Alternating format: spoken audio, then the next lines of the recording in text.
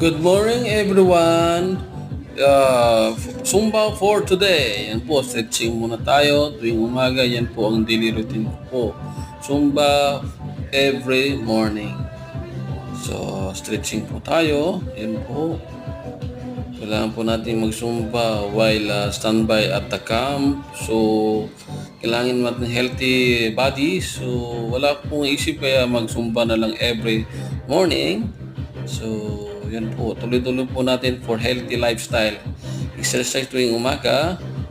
Ang kailangan po natin sa katawan, magpapalabas ng pawis sa ating katawan, oily, fatty, so para sa healthy sa ating katawan. So, every morning, just wake up, relax, and start the exercise or Zumba dance. Let's dance. And please subscribe, like,